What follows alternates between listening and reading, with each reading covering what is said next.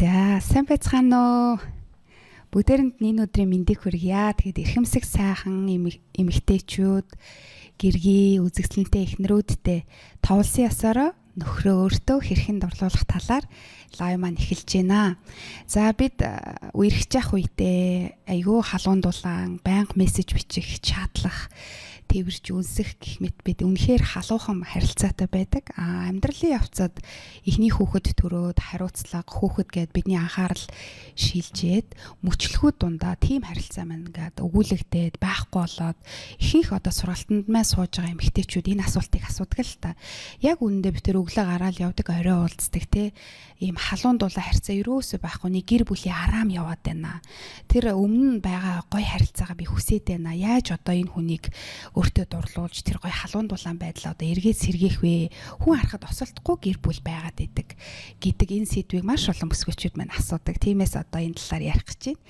Тэгэхээр нэг сайхан мэдээ юу вэ гэхээр бүхий л эмэгтэйчүүд энэ цаг үеийг, энэ мөчлөгийг даван гарч туулдаг байх нэ. Тэгэхээр бид нар хайр сэтгэлийн ихэнх үедээ гормоны дааврын одоо маш өндөр түвшинд явж дурлж идэг бол амьдралын явцад тэр багасаад өдөр тутмын амьдралдаа бид нар орж эхэлдэг ба.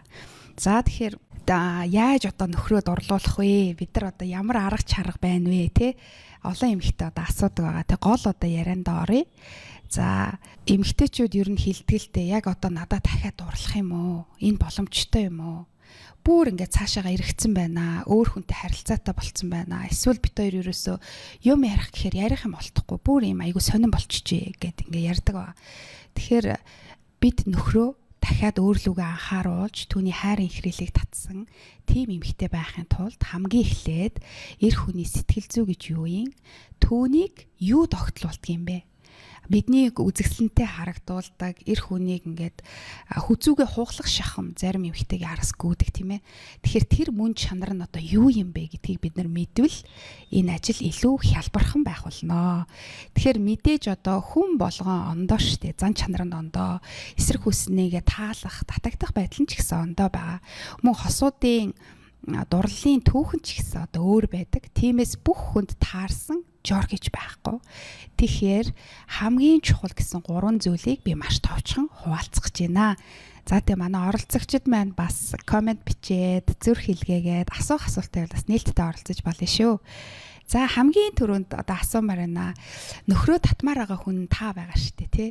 Тэгэхээр таны нөхөр ямар эмэгтэйд одоо дурлаж ямар эмэгтэйд татагдах бол гэж би танаас асуумаар байна. За энэ бүх одоо нөхрөө татах зүйл танаас өөрөөс ч эхэлнэ гэж би хэлмээр байна. Хамгийн нэгдүгээрт та өөрлөгөө бүх фокус анхаарлаа одоо төвлөрүүлээрэ. Та өнөөдөр өөрийгөө хэр их хайрладаг вэ? Өөртөө хэр их зориулдаг вэ? Өөрийгөө хэр их үнэлж хүндэлдэг вэ? За энэ асуултыг асуухаар их эмэгтэйчүүд маань боддог. Би нэрээ өөрийгөө хэр их хайрлаж яаж үнэлдэг юм болоо гэж боддог. За сайн хэлж мэдгүй байгаа бол та ажил хийгээд өдрийн хоолны цагаараа өөртөө ямар хоол авч иддэг вэ? Шинэ тэжээлтэй сайн хоол авч иддэггүй тэгс ингэсгээд өнгөрч гин үү? За хамгийн сүүлд өөртөө ямар цаг хугацаа, мөнгө, мэдлэг боловсрал, хөрөнгө оруулалтыг та хийсэн бэ? За ихэнх эмэгтэйчүүдийн маань хандлага бол өөрийгөө хоош тавиад хүүхдүүд маань болж ивэл болоо. За би яах вэ гэдээ өөрийнхөө бүх хэрэгцээг хоошин тавиад нөгөө нэг нь гэртээ суучихсан тий нэг нь ажилтаа ч юм ингээ санхүүгээ бодоод өөрийгөө золиослох хандлагатай байдаг. За тэгээд өөрийгөө хоошлуулаад золиослоод байгаа эмэгтэйчүүд маань улмал гундаад улам бухимдалтай ууртаа би та нарт энийг төлөө зориулж байна гэд ирэхээр нөгөө үзэгсэлэнтэй нөгөө нөхрийнхөө сэтгэлийг булаан байдлынхаа одоо эсрэг яваад эхэлдэг байх нэ. За тэгээд хамгийн түрүүнд би хэлмээр байна. Өөрийгөө хайрладаггүй бол таныг яаж нөхөрт нь хайрлах вэ? Тэгэхээр та өөртөө дуртай байж өөрийгөө хайрлавал таны нөхөр таныг хайрлах болно. За өөрийгөө үнэлдэггүй доожиг хүмүүстэй хүн яаж харцдаг вүлээ? Өвөл тоогоол адилхан доош нь чихэл харцчихдаг. Харин галтаа цогтой өөрийгөө үнэлдэг, хүндэлдэг хүнтэй хүн хамаагүй харилцаж чаддгүй. Тэгэхээр та хин нэгнийг өөртөө дурлуулмаар бол өөрөө эхлээд өөртөө дурлах хуйцаар өөрийгөө хайрлж хөгжүүлээрэ гэж би хэлмээр энэ хамгийн ихэнд бол. За тэгээ өөртөө зөөлөн хандаарай. Хүн болгон сул талтай. Тэгэхээр өөрийнхөө сул талыг ч гэсэн байгаагаар нь хүлээж аваарай. Магадгүй таны хань өөр нэг эмэгтэй рүү анхаарчихсан, өөр нэг эмэгтэйг сонирхоод байгаа бол тэр хүнтэй нь өөрийгөө битгий жишиж зөөрлөрэй гэж бас хэлмээр байна. Яг гэвэл ихэнх эмэгтэйчүүд маань өөртөө байхгүй байгаа зүйлийг л бусдаас олж хараад өөрийгөө доош нь хийгээд байгаагаар нь үнэлэхгүй, бусдад харьцуулаад үн цэнэгүй болоод улам голоод идэг. Гэтэл би танаас асуумаар байна. Энэ олон мянган эмэгтэйчүүд дундаас таны нөхөр яагаад таныг сонгосон юм бэ? Анхнаасаа яг таныг хараад татагдаж байсан тэр өгөгдөл гэж танд байгаа. Таны зан чанар, гадаад дүр төрх, дуу хоолой юу гэдгийг те таны нөхрийг ингэж бусад эмэгтэйчүүдээс өөрлөгөө татсан тэр мөн чанараа олоорой гэж би хэлмээр байна. Тэрийгээ би өнгөлөөсэй гэж хүсэж байна. Өөртөө огт байхгүй зүйлийн араас хөөцөлдгөн эмэгтэй хүмүүсийг эмэгтэй хүнийг уламал эсгэл готрал улмал дутуу дундуур байдалтай байцдаг. Энэ нь өөрийгөө үнэлж байгаа хэрэг биш байдаг бахнэ. За хэрвээ та өөрийнхөө гадаад дүр төрхөн сэтгэл дундуур өөрийгөө байгаагаар нь хүлээж авч одоо хайрлахад хэцүү байвал өөртөө хөрөнгө оруулалт хийгээрэй. Магадгүй үсний цэцэлтаа өөрчилж болно, маникюрт орж болно, педикюрт орж болно. Та сайхан массажинд ороод, саунд ороод сайхан хөвтөөд өөртөө үйлчилгээ авахаар эмэгтэй хүн ямар болдог лээ? Цаанаас арьс гэрэлтэл гоё болдог тийм ээ. Тэгээд дэлгүүрээр яваад өөртөө таарсан хамгийн сүүлд одоо гоё шин дотоорхоо утас аваарай, палаж аваарай. Өөрөөсөө бүү харамлаарай гэж би хэлмээр байна. Тэгээд өөртөө тохирсон гоё үйлчилгээг мэдрээд өөртөө хөрөнгө зориулаад ирэхээр бид нар өөртөө итгэлтэй болдог байна. За өөрөөсөө юмыг хумслаад ингэдэг эмэгтэйг таньнаа. Миний нэг дотны эмэгтэй байдаг. Тэгээд ажил мэргэжлийн онцлогоос болоод бүх шүд нь унсан. Тэгээд шүд энэ засаг шүд юм чи юугаар ч угаасан яадаг. Барааны самгаар угаадаг. Хүү яаж байгаа юм бэ та гэхээр одоо энийг юугаар ч угаасан ямар хамаатай оогоо химнэ гэд. Тэгээ өөрөө ингээд бүх юмаа химнээд зориулаад ингээд ирэхээр аманд нь барааны саван амтагтаад олиггүй байдаг. Тэгээд эцэстээ би та нарын төлөө би инглээ гэсэн маш их гомдолтой үлддэг. Нөхрүүд юу гэж боддог вэ гэхээр бүх юм болно би яах вэ болно гэж зүтгээд байхаар энэ ингээд болчтیں۔ Гэсэн ойлголттой байдаг. Тэгэхээр эмэгтэй хүн өөртөө зориулж чаддаг, өөртөө хөрөнгө оруулж чаддаг байж ич эр хүнээс тэр халамж, бөөцөлөл анхаарлыг авдаг бахнэ. Тэгээ бүх юмний урдуур ороод өөрийгөө золиослоод одоо явах нь улмал биднийг одоо үн цэнэгүй байдалд хүргэдэг бахнэ. За нөхөртөө ингээд ихэнх эмэгтэйчүүд ямар дүр төрхтэй харагддаг вэ гэхээр миний хувьд бол нэг юм айгүй сул одоо өмөдтэй гэрийн зөөлөн өмөд яаж хөдөлж ийсэн би энд хөвтэйхэн өмөд нэг сунцсан подолктой үсээ дээрээ шуудсан нүрээ будаагүй амар стресстэй ууртай нүднийхэн доогоор хар туяа татцсан гэх мэт тэгэл хин нэгэнтэй ярихыг хүссэн гэл иймэрхүү стресстэй ууртай байдлаа бид нар харуулдаг. Үүний хажуугаар бас гой сайхан байдлаа харуулхаа мартаж болохгүй. За ингээд бид нар гадаад дүр төрхөөр гоё болчлоо. Өөртөө хөрөнгө оруулалт хийчлээ. Энэ бол хийхэд хялбар зүйл байдаг. Одоо бүр хувийн стилист гэж байдаг болсон. За үүний хажуугаар би таныг өөрийнхөө сэтгэл рүү өнгөийг өсөе гэж хүсэж байна. За нөхөр чинь аз жаргалтай, инээмсэгэлдэг, сайхан бүхний дотроос гэрэлтүүлдэг эмэгтэй дурлнаа гэд яриад байгаа гатур хүмүүс мэдээд байгаа. Гэтэл тэр нь өөрийнх нь дотроос нь гарч өгдөг. За би танаас асуумаар байна. Та нөхөрлүүгээ хэр их одоо инээмсэглэж ярьдаг вэ? За гэртээ харайл ч юм уу, утсаар ярихтаа ч юм уу их эмэгтэйчүүд их төв царайсан байдаг. Хүүгээ авсан уу? Тэрийг тэгсэн үү? Ингэсэн үү? Тэр хаана байна? Энэ хаана байна гэх ийм байдалтай ярьдаг. За тэгэхээр бидний хувьд инээмсэглэх гэдэг маань маш чухал. Мэддэг боловч та яагаад инехгүй байгаа гэж би асуумаар байна. Тэгэхээр заримдаа бидний дотоод сэтгэлд, бидний амьдралд олон зөрчил маргаан байдаг учраас гомдол хорсол явж идэг. Нөхрөө алдмааргүй байдаг, өөртөө дурлуулмаар байдаг, амьдралаа салгамааргүй байдаг. Гэвч дотор нь маш их гомдол хорсол байдаг. Уучлсан гэж бодоод байдаг боловч нөхөрлөгөө сайхан хандаж чаддаггүй. Гинт хамаг гомдол босч ирээл янз бүрийн авир аран шиг гаргаад идэг. Өмнө нь хийж исэн бүх алдаанууд ингээ гарч ирээд.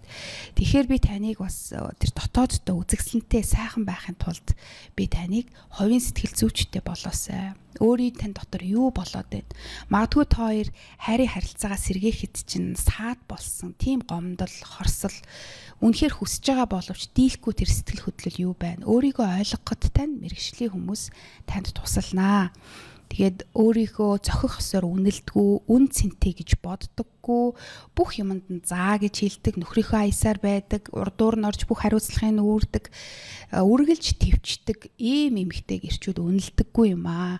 Яад үл энэ ингээл байж л үн гэж бодож байдаг. Харин бүр асуудал хүндрээд амьдрал хоёр тишээ болсны дараа ямар их твчиж, ямар их энэ амьдралын төлөө зориулж исэн юм бэ гэдэг хожимдсон ухаарал болсон тохиолдлууд бас маш их байна. Тэгэхээр би таны хэлмээр нь нөхрөөс нь бүх юм шалтгаалж байгаа юм шиг биш. Та өөрөө хувь хүн гэдэгтээ та өөрөө түүнтэй байсан ч аз жаргалтай, түүнгүй байсан ч гэсэн аз жаргалтай байх.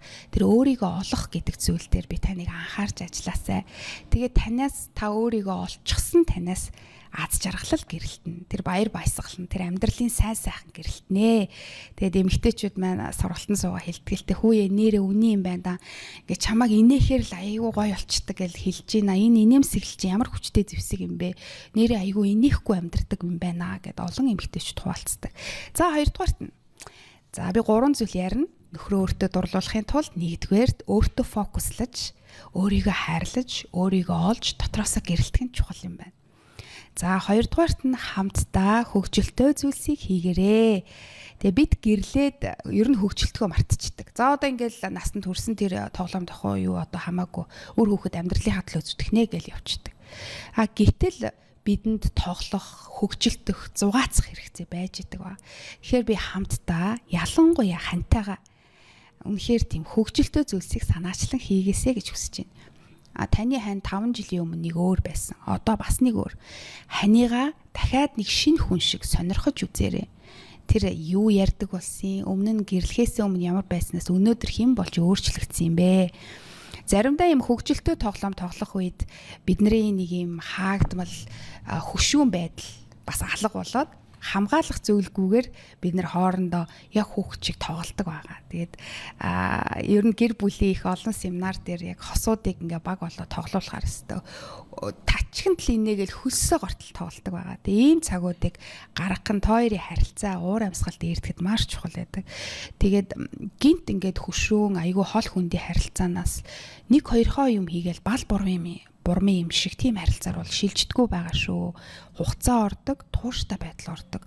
Заримдаа иймэрхүү зүйлс бидний мөсийг хагалдаг байгаа. Хамтдаа одоо инээмсэглэж, хамтдаа хөгжилдөх үед ойрд танаас хараагүй тэр инээмсэглсэн, тэр инээ цацарсан тэр аз жаргалтай, таашаалтай царайг таны нөхөр харах болно.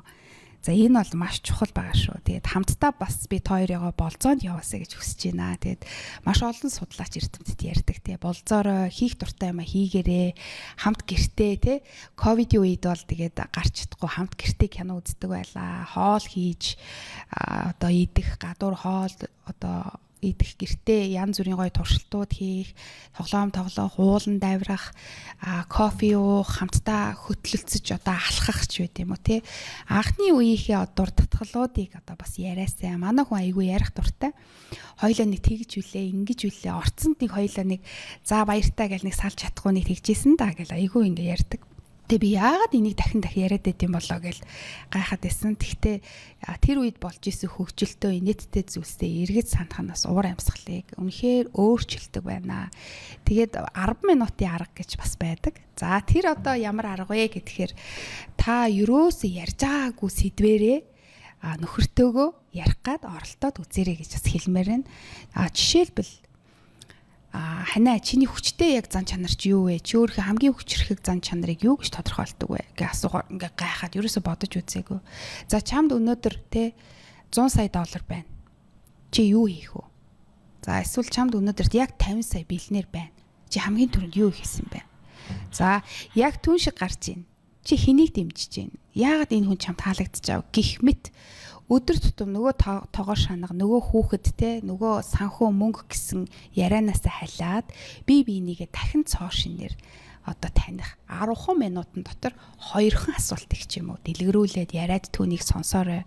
Гэх мэт таны одоо бүтээлч нөхөртөөгөө арай өөр уур амьсгалыг эхлүүлэх гээд байгаа. Тэр бүтээлч чанар энд бас орноо. Тэгэхээр хөгжилтэй зүйлсийг зоригтой хийж үзээрэй гэж хэлмээр байна. За хамгийн сүүлд 3 дугаарт нь. За нөхрөө ойлгох гэж би хэлмээр байна. Яагаад гэвэл бид түүнийг татах гээд байгаа шүү дээ. Тэгэхээр түүний онцлог нь юу юм, юунд дуртай юм, юунд огтлоод байгаа гэдгийг нь ойлгоод онцлогийг нь мэдээд тэрүүгээр нь түүнийхээ сэтгэлд хүрэх байгаа. Ихэнх одоо гэр бүлээс гадуурх асуудалд орсон эрчүүд, мөн гэрэлтийн амьдралдаа зөрчилтэй байгаа эрчүүд юу гэж одоо бухимдаж одоо гомдолдог вэ гэхээр эмэгтэйчүүд гэрлэхээс өмнө айгүй игдүүтэй хөөрхөн байжгаад гэрэлснийхаа дараа амар бие даасан, уур хилэнтэй, хүч чадалтай бүхнийг ингээд захиргаатсан, хариуцлага нэгсэн, шаардангуй дуу хоолойны өнгөн ч гэсэн юм даргархаг ийм болж эхэлдэг. Энэ нь айгүй хэцүү байдаг. Утгагүй санагддаг гэх тээ. Гэтэл нөхрөөд юу хүсэж байгаа вэ гэхээр чиний одоо орон зай чи надад хэрэгтэй байна гэдэг юмыг юусоо мэдрэхий болчдөг гинэ эмэгтэй хүнээс. Тэгээд өмнө нь бол маш их бие бинийгээ санаж бие бинийг өгүүлж дурлж исэн нөгөө эмэгтэй чинь чамтай чамгүй болно гэд болчдөг. За тэгэхээр бид юу хийх ёстой вэ гэхээр чи минь надад хэрэгтэй байна. Би чамаагаа өгүүлээд байна. Чи миний зүрх сэтгэлийн дурлалт тэр залуу шүү дээ гэдгийг нь одоо мэдрүүлэх нь чухал юм байна. За тэгэд сургалтанд суусан олон эмэгтэйчүүд маань ер нь би их буруу явжээ гэдэг. Нөхөр нь за одоо та хоёр зүгээр үү ингээд нөгөө лагерт гараад одоо чимэн зүгээр үү ганцаараа гэдэг ингээд яалтчгүй хот руу явж хонох хэрэгтэй болох үед нөгөө эмэгтэй юу гэдэг вэ гэхээр зүгээр те банкар бит хоёр байхад юунд нь санаа зовд ингээд нэг баатарлаг үлддэг. Тэгээ сургалтын суусны дараа ер нь нөхрөө өөрөөсөө түлхэж эргэж санаа зовох юмгүй явуулдаг хүн би байсан юм байна. Тэгээ одоо юу гэж сурч байгаа вэ гэхээр яана би айгүй айлаа те чамаг ингээ эзгүй хойгоор бүр ингээ сортох гэдэг ерөөсөө сайн унтаж чадсангүй ч гэдг юм уу ингээд айгүй өөрөөр ингэж ярих хэрэгтэй юм байна. Чиний одоо хамгаалалт өмг төшиг надад хэрэгтэй байна гэд.